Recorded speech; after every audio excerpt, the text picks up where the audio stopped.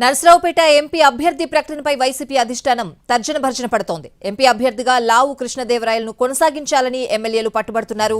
నర్సరావుపేట, మాచర్ల, గురజాల, పెదకూరపాడు ఎమ్మెల్యేలు సీఎం జగన్ను కలిశారు. నర్సరావుపేట ఎంపీ అభ్యర్థిని మారిస్తే తమ విజయ అవకాశాలపై ప్రభావం పడుతుందని అంటున్నారు.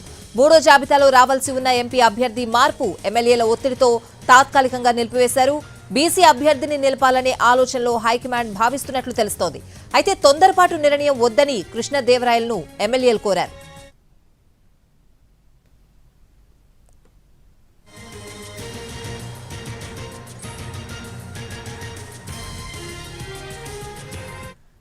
నర్సరావుపేట ఎంపీ అభ్యర్థి ప్రకటనపై వైసీపీ అధిష్టానం తర్జన భర్జన పడుతోంది. ఎంపీ అభ్యర్థిగా లావు కృష్ణదేవరాయలను కొనసాగించాలని ఎమ్మెల్యేలైతే పట్టుబడుతున్నారు. ఇదే అంశానికి సంబంధించి పూర్తి అప్డేట్స్ అడిగి తెలుసుకుందాం. మా ప్రతినిధి కృష్ణ లైవ్ లో ఉన్నారు.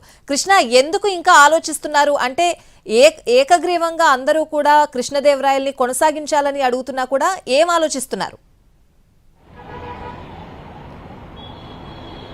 అంటే ఇక్కడ ఏకగ్రీవంగా ఎమ్మెల్యేలు చెప్పేది ఒక అంశం అయితే, రెండో అంశం అధిష్టానం అంటే సామాజిక వర్గాల బేరీజు వేసుకునేటువంటి ప్రధాన అంశంగా కనిపిస్తోంది. ఎందుకంటే బాపట్ల చూసుకుంటే బాపట్ల ఎస్సీ రిజర్వ్డ్, అదేవిధంగా గుంటూరు ప్రాంతానికి గుంటూరులో కూడా కమ్మ సామాజిక వర్గానికి సంబంధించినటువంటి ఓటర్లు ఎక్కువ ఉంటారు. కాబట్టి గుంటూరు పార్లమెంట్లో కమ్మ అభ్యర్థిని నిలబెడితే నరసరావుపేట లాంటి ప్రాంతంలో బీసీ అభ్యర్థిని నిలబెట్టాలనేటువంటి ఆలోచన అధిష్టానం. అంటే తద్వారా సామాజిక వర్గాల వారీగా ఒక ఎస్సీ, ఒక బీసీ, ఒక ఓసీ మూడు ప్రాంతాలకి ముగ్గురు అభ్యర్థులు పెట్టొచ్చు, మూడు సామాజిక వర్గాలకు సంబంధించినటువంటి అభ్యర్థులు పెట్టొచ్చు అనేది అధిష్టానం ఆలోచన.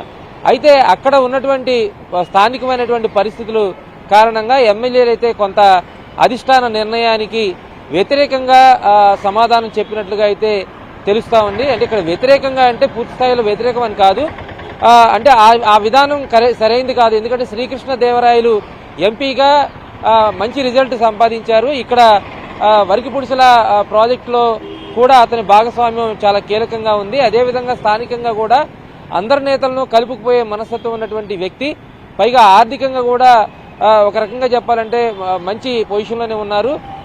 వీటన్నిటితో పాటు నరసరావుపేట పార్లమెంట్లో 2.5 లక్షలకు దగ్గరగా కమ్మ ఓట్లు ఉన్నాయి. ఈ కమ్మ ఓట్లలో కనీసం 10-15% కృష్ణదేవరాయలు చీల్చే అవకాశం ఉంటుంది. తద్వారా అది అసెంబ్లీ స్థానాల్లో పోటీ చేసేటువంటి అభ్యర్థులు కూడా పాజిటివ్ అవుతుంది అనేటువంటి అంశాన్ని పలువురు ఎమ్మెల్యేలు పలు దఫాలుగా అధిష్టానం ముందుంచారు.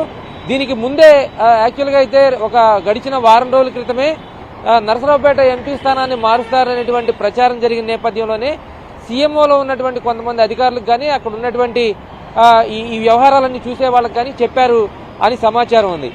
ఆ తర్వాత కూడా నరసరావుపేట ఎంపీ సీఎంతో భేటీ అయిన సందర్భంలో కూడా గుంటూరులో పోటీ చేయాలనేటువంటి సూచన సీఎం చేశారు. అయితే ఇక్కడ ఉన్నటువంటి రాజకీయ పరిస్థితులు, ఒక పక్కన రాజధాని ఇష్యూ ఒకటి ఉంటుంది, అదేవిధంగా నరసరావుపేట ప్రాంతంలో చేయాల్సినటువంటి పనులు చాలా పెండింగ్లో ఉన్నాయి. కాబట్టి నేను అక్కడి నుంచే పోటీ చేస్తాను అనేది శ్రీకృష్ణదేవరాయలు చెప్తున్నటువంటి మాట. అయితే ఇవి గడిచిన వారం రోజులుగా ఈ వ్యవహారం మొత్తం జరుగుతుంది. సో నిన్న కూడా దీని మీద సుదీర్ఘంగా చర్చ జరిగింది. అంటే మూడవ లిస్టు వస్తుందనుకున్న సమయంలోనే నిన్న అనేక అంశాలు కూడా, అంటే కొత్తగా పార్టీలోకి వచ్చినటువంటి కేశినేని నాని విజయవాడ నుంచి పోటీ చేస్తారని కూడా అధిష్టానం ప్రకటించింది.